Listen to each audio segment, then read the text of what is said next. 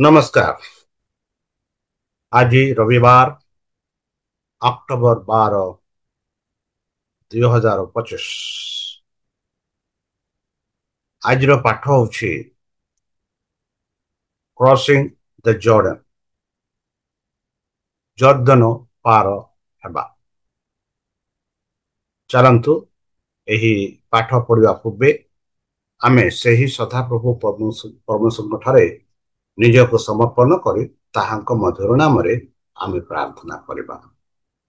हे आम्भ मानक सर्वशक्त सर्वज्ञानी प्रेमर सागर दयामय अंतर्जमी अनुग्रह परम पिता, धन्यवाद अर्पण करुछु। वर्तमान जो साबस्कृत पाठ आम पढ़ा जाऊँ से साबस्कृत पाठ बुझापी आम को बुद्धि ज्ञान शक्ति परिपूर्ण कर। आम पाप सब तुम से बहुमूल्य रक्त परिष्कार रूपे धोई दियो। यही छोट प्रार्थना यीशु नाम मांगुछु, सुनि ग्रहण कर। आमेन। बंधु, आज रविवार अक्टोबर 12 2025 आज आलोचना हूँ क्रॉसिंग द जॉर्डन, जर्दन पार हेबा। आओ विशेष भाव आज आम आलोचना करबा जिहोशय तार 1:3-1-5 आओ गणना 14 आओ 41-44। ताले चलतु से पद गुड़ाक आम देखा। जिहोशय 3:1-5। एथिउतारे जिहोशय अति प्रभात उठिले। पुणे से ओ इस्राएल समस्त संतान सीटामीरु यात्रा करी जर्दन रे उपस्थित हेले। मात्र सेमाने पार हेबा पूर्वे सेठारे बसा कले। तहु 3 दिन उतारे अध्यक्ष माने छाउनी मध्य दे कले। पुणे सेमाने लोकमानंकु आज्ञा दे कहिले, जेतेबेले तुम्भे माने सदाप्रभु तुमानंक परमेश्वरंक नियम सिंधुक ओ तहीर बाहक लेबीय याजक मानंकु देखिबो, सेतेबेले तुम्भे माने आपना आपना स्थानरो उठी तहीर पछे पछे गमन करिबो। तथापि परिमाण सारे तुमानंकर ओ ताहार मध्यरे प्राय 2000 हाथ अंतर रहिबो। तुम्भे माने आपना मानक गमनर पथ जानिबा निमंते ताहा निकटकू आसिबो नाही, कारण एथिपूर्वे तुम्हें माने एही पथ पार होई जाई नाहो। एथि उतारे जिहोशय लोक मानकु कहिले, तुम्हें माने आपना आपना पवित्र कर, कारण काली सदाप्रभु तुमानंक मध्यरे आचर्य क्रिया करिवे। एहीपरि आमे जिहोशय 3:1-5 पर्यंत देखुछु। ता बादे गणना पुस्तक तार 14:41-44 रे देखुछु। बंधु, तहिरे मोशा कहिले, एबे तुम्हें माने काहेकि सदाप्रभुंक आज्ञा लंघन करुअछ? तुमानकर एही कर्म सफल हेबो नाही, कारण सदाप्रभु तुमानंक मध्यरे नाहांती। जेपरि तुम्हें माने शत्रुगणर सम्मुखरे परास्त हेबो नाही, एथिपाई उपरकू जाओ नाही, जेहेतु आमेलेकीय ओ किनानीय लोकमाने सेठारे तुमानंक सम्मुखरे अछति ओ सेमाने ओ तुम्हें माने खड़करे पड़ित हेबो।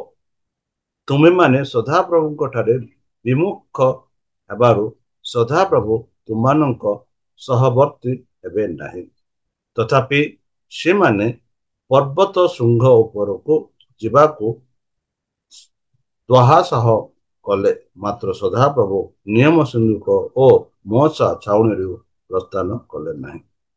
बंधु, एठी आमे देखुछु जिहोशयंक ପୁସ୍ତକରେ ନିୟମ ସିନ୍ଧୁକ ଉଲ୍ଲେଖ ପ୍ରଥମ ଥର ଯାହା ଆମେ ଦେଖୁଛୁ ଲେଖାଯାଇଛି। ପୁରୁଣା ନିୟମର ବର୍ଣ୍ଣନାରେ ଏହି ବିନ୍ଦୁ ପର୍ଯ୍ୟନ୍ତ ସିନ୍ଧୁକ ପବିତ୍ର ସ୍ଥାନର ପରିପ୍ରେକ୍ଷୀ ଦେଖାଯାଉଥିଲା, ଯାହା ଆମେ ଯାତ୍ରା ପୁସ୍ତକ 40:21 ଦେଖୁଛୁ। ଆଉ ସେହିପରି ଗଣନା ପୁସ୍ତକ 10:33-36 ଆମେ ଦେଖୁଛୁ। ଏବଂ କିନାନ ବିଜୟ ଆରମ୍ଭ କରିବାର ବିଫଳ ପ୍ରୟାସ ଯାହା ଆମେ ଗଣନା ପୁସ୍ତକ 14:44 ଆମେ ଦେଖୁଛୁ, ଯାହା ମୋଶା ଇସ୍ରାଏଲ ପ୍ରଜାମାନଙ୍କୁ କହିଥିଲେ। ଏହା ଇସ୍ରାଏଲୀୟ ପବିତ୍ର ସ୍ଥାନର ସବୁଠାରୁ ପବିତ୍ର ବସ୍ତୁ ଥିଲା। ଆଉ ସେ ବସ୍ତୁ କଣ ଥିଲା? ସିନ୍ଧୁକ।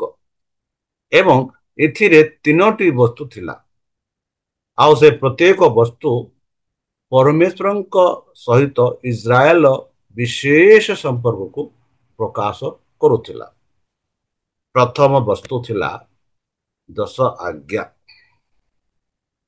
ଦ୍ୱିତୀୟ ବସ୍ତୁ ଥିଲା ମହାଯାଜକ ହାରଣଙ୍କ ଦଣ୍ଡ।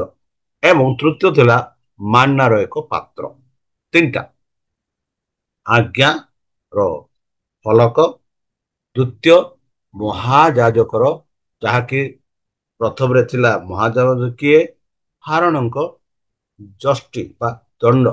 ଏବଂ ତୃତୀୟରେ ଯେଉଁ ମାନ୍ନା ଇସ୍ରାଏଲ ପ୍ରଜାମାନେ ସେହି ଯେଉଁ ପ୍ରାନ୍ତରେ ଖାଇଲେ, ସେହି ମାନ୍ନା ସେହି ସିନ୍ଦୁରରେ ଥିଲା। ଯଦି ଆପଣମାନେ ଯାତ୍ରା ପୁସ୍ତକ 16:33 ଆଉ ଏଭ୍ରି 9:4 ପଢିବେ, ଏଠି ସ୍ପଷ୍ଟ ଭାବରେ ଲେଖାଯାଉଛି।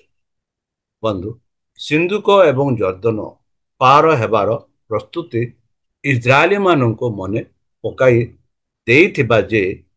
ଦେଇଥିଲା ଯେ ସେମାନେ ନିଜତ୍ୱ ପଦ୍ଧତି ଏବଂ ସମୟରେ କିନାନରେ ପ୍ରବେଶ କରୁନାହାନ୍ତି।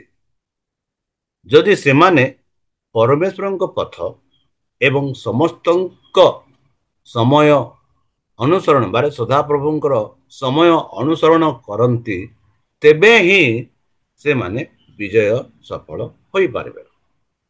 ବନ୍ଧୁ, ପରମେଶ୍ୱର ଯାହାକୁ ନିୟମ ସିନ୍ଧୁକକୁ ଆଚ୍ଛାଦିତ କରୁଥିବା କିରୁବ ମାନଙ୍କ ଉପରେ ସିଂହାସନ ଭାବରେ ବର୍ଣ୍ଣିତ କରାଯାଇଛି, ଯାହା ଆମେ ଯାତ୍ରା ପୁସ୍ତକ 25-22 ଆଉ ଗଣନା ପୁସ୍ତକ 7:79 ଦେଖୁଅଛୁ।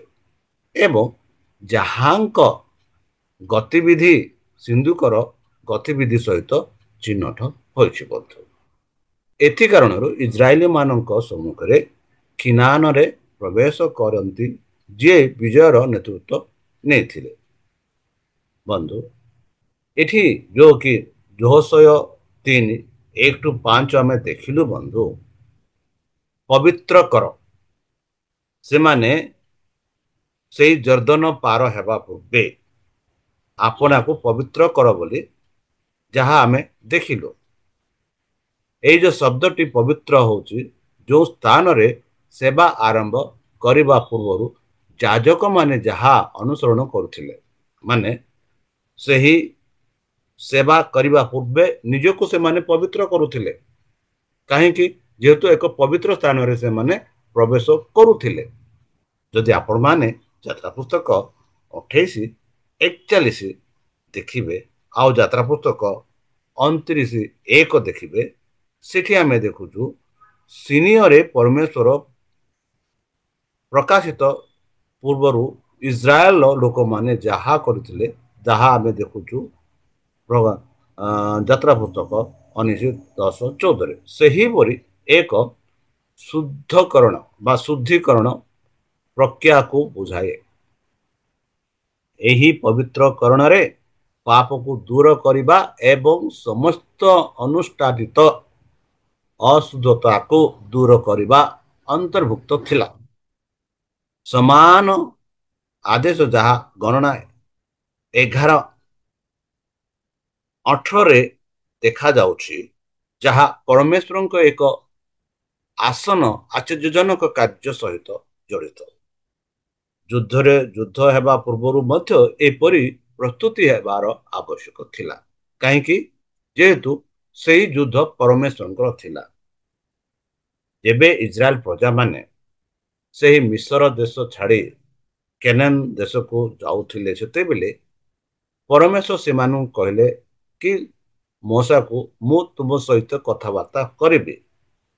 ଆଉ ଯେବେ ମୁଁ ତୁମ ସହିତ ମୁଁ କଥାବାର୍ତ୍ତା କରିବି, ସେତେବେଳେ ଏହି ଲୋକମାନଙ୍କୁ ସେହି ପର୍ବତ ନିକଟକୁ ଆଣ। ଆଉ ଆମେ ଦେଖୁଛୁ କିପରି ପରମେଶ୍ୱର କହନ୍ତି କି ଏହି ଲୋକମାନେ ନିଜକୁ ଶୁଦ୍ଧ କରନ୍ତୁ ବା ପବିତ୍ର କରନ୍ତୁ, ଯେପରିକି ସେମାନେ ମୃତ୍ୟୁବରଣ ନ କରିବେ, ଯାହା ଆମେ ଦେଖୁଛୁ ଯାତ୍ରା ପୁସ୍ତକ 19:10-14 ମୁଁ କହିସାରିଛି। ବନ୍ଧୁ, ଜର୍ଦ୍ଦନ ନଦୀ ପାର ହେବାର ଏକ ଚମତ୍କାର, ଯେପରି ମୁଁ ଆଗ୍ରହରେ କାଲି ମୁଁ କହିସାରିଛି କି ଜର୍ଦ୍ଦନ ନଦୀ ବର୍ତ୍ତମାନ ଦୁଇ କୂଳରେ ପାଣି ଭରି ରହିଅଛି। ଆଉ ସେଇ ଦୁଇ କୂଳ ଦେଇ ସେ ଜର୍ଦ୍ଦନ ଦେଇ ପାର ହେବାର ଇସ୍ରାଏଲ ମାନଙ୍କର ସମ୍ଭାବନା ନଥିଲା।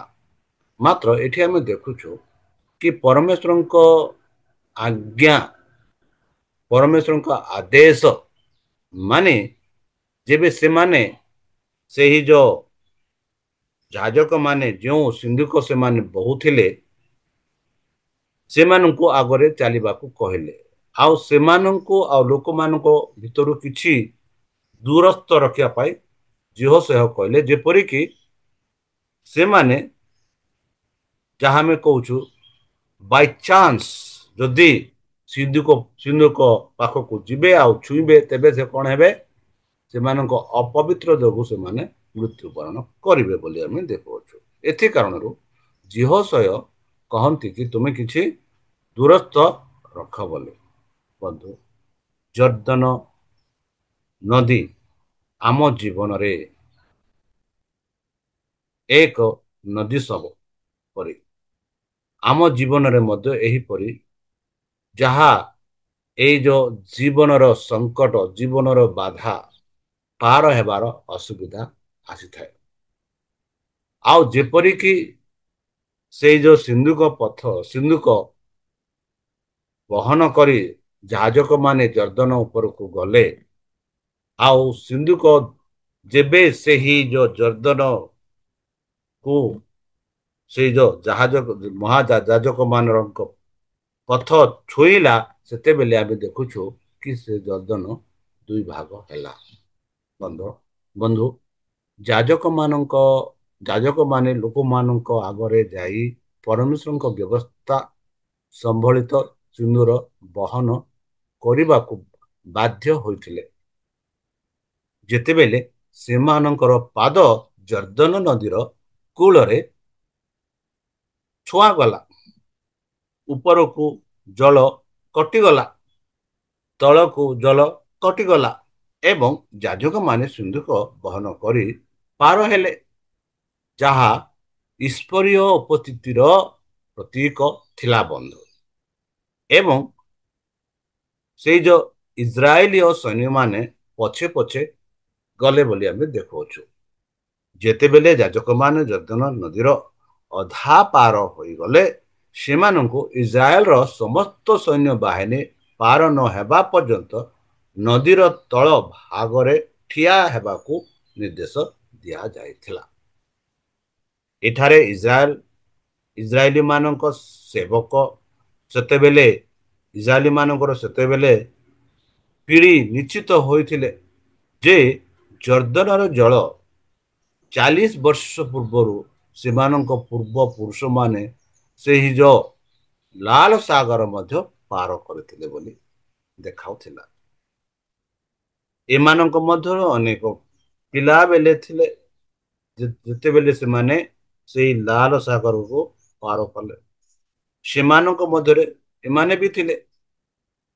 ଆଉ ସେମାନେ ବର୍ତ୍ତମାନ ସେଇ ଲାଲ ସାଗର ଯେପରି ଦୁଇ ଭାଗ ହୋଇଥିଲା, ସେହିପରି ଜର୍ଦ୍ଦନ ମଧ୍ୟ ଦୁଇ ଭାଗ ହେବାର ଦେଖୁଛନ୍ତି।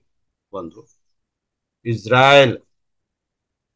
ଇସ୍ରାଏଲର ସମସ୍ତ ସୈନ୍ୟ ବାହିନୀ ମାନେ ଜର୍ଦ୍ଦନ ନଦୀ ପାର ହେବା ପରେ ଯହୋଶୁଆ ଯାଜକ ମାନଙ୍କୁ ନଦୀରୁ ବାହାରକୁ ଆସିବାକୁ ଆଦେଶ ଦେଲେ। ନିୟମର ସିନ୍ଦୁକ ବହନ କରୁଥିବା ଯାଜକମାନେ ନଦୀରୁ ବାହାରକୁ ଆସି ପୃଷ୍ଠଭୂମିରେ ଠିଆ ହେବା ମାତ୍ରେ ଜର୍ଦ୍ଦନ ପୂର୍ବ ପରି ଗଡ଼ିଗଲା ଏବଂ ତାର ସମସ୍ତ କୂଳକୁ ପ୍ରବାହିତ କଲା। ଇସ୍ରାଏଲମାନେ ଇସ୍ରାଏଲମାନଙ୍କ ପାଇଁ ଏହି ଆଶ୍ଚର୍ଯ୍ୟଜନକ ଏକ କାର୍ଯ୍ୟ ଥିଲା। ବନ୍ଧୁ, ତାହେଲେ ଚାଲନ୍ତୁ ଯେପରି ଇସ୍ରାଏଲମାନେ ସେହି ଜର୍ଦ୍ଦନ ନଦୀକୁ ପାର କଲେ, ଯେବେ ସେମାନେ ସେହି ପରମେଶ୍ୱରଙ୍କ ଉପସ୍ଥିତିକୁ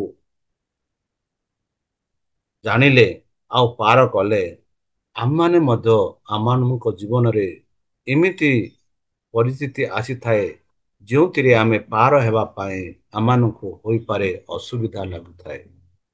ମାତ୍ର ଯଦି ଯେପରିକି ଇସ୍ରାଏଲ ମାନେ ଆଉ ବିଶେଷ ଭାବରେ ଯହୋଶୁଆ ଯେପରି ବିଶ୍ୱାସ କଲେ ଆଉ ଯେପରି ପରମେଶ୍ୱର ଯହୋଶୁଆକୁ କହିଲେ କି ମୁଁ ତୁମ ସହିତ ରହିବି। ବନ୍ଧୁ, ଆଜି ବି ପରମେଶ୍ୱର ଆପଣଙ୍କୁ ମୋତେ କହୁଛନ୍ତି କି ମୁଁ ତୁମ ସହିତ ଅଛି। ତୁମ ଜୀବନରେ ଯାହା ବି ଆସେ ମୋ ଠାରେ ନିର୍ଭର କର, ମୋ ଠାରେ ବିଶ୍ୱାସ କର, ନିଶ୍ଚିତ ଭାବରେ ସେହି ଜୀବନର ନଦୀ, ସେହି ଜର୍ଦ୍ଦନ ନଦୀ ପାର ହୋଇପାରିବ। କଣ ଆପଣମାନେ ଏହି କଥାରେ ବିଶ୍ୱାସ କରୁଛନ୍ତି କି? ତାହେଲେ ଚାଲନ୍ତୁ ସେହି ପରମେଶ୍ୱରଙ୍କ ଠାରେ ଆମେ ପ୍ରାର୍ଥନା କରିବା। ହେ ଆମ୍ଭମାନଙ୍କ ସର୍ବଶକ୍ତି ସର୍ବଜ୍ଞାନୀ ପ୍ରେମର ସାଗର ଦୟାମୟ ଅନ୍ତର୍ଜମୀ ଅନୁଗ୍ରହ ପରମ ପିତା, ଧନ୍ୟବାଦ ଅର୍ପଣ କରୁଅଛୁ। ବର୍ତ୍ତମାନ ଯେଉଁ ବାକ୍ୟ ତୁମ ଭକ୍ତମାନଙ୍କୁ ଶୁଣେଇଲେ, ସେହି ବାକ୍ୟ ଅନୁସାରେ ଯେପରିକି ଇସ୍ରାଏଲ ପ୍ରଜାମାନେ ତୁମ ସେହି ଆଦେଶକୁ ମାନି ସେହି ଜର୍ଦ୍ଦନକୁ ପାର କଲେ, ଯେପରି ଏହା ପୂର୍ବରେ ସେମାନେ ଲାଲ ସାଗର ପାର କରୁଥିଲେ। ପ୍ରଭୁ, ବନ୍ଧୁ, ପ୍ରଭୁ ଆମମାନଙ୍କୁ ସେହିପରି ଶକ୍ତି ପ୍ରଦାନ କର, ଯେପରିକି ଆମ ଜୀବନରେ ଯେଉଁ ପ୍ରକାର ଲାଲ ସାଗର ବା ଜର୍ଦ୍ଦନ ନଦୀ ଆସେ, ଯେପରିକି ଆମେ ପାର ହୋଇପାରିବୁ। ଏଥିପାଇଁ ଆମମାନଙ୍କୁ ବୁଦ୍ଧିରେ, ଜ୍ଞାନରେ, ଶକ୍ତିରେ ପରିପୂର୍ଣ୍ଣ କର। ଆମ ପାପ ସବୁ ତୁମ ସେହି ବହୁମୂଲ୍ୟ ରକ୍ତରେ ପରିଷ୍କାର ରୂପେ ଧରିଦିଅ। ପରିଶେଷ ଯେବେ ଯୀଶୁଖ୍ରୀଷ୍ଟ ଆପଣ ସହସ୍ର ଦୂତଙ୍କ ସହ ଆସିବେ, ସେତେବେଳେ ଆମମାନଙ୍କୁ ଏକ ବାସସ୍ଥାନ ଦେବେ। ତ୍ରାଣକର୍ତ୍ତା ପ୍ରଭୁ ଯୀଶୁଙ୍କ ମଧୁରମୟ ନାମରେ ଏହି ଛୋଟ ବିକ୍ଷମ ଅଛି, ଶୁଣି ଗ୍ରହଣ କର। ଆମେନ୍।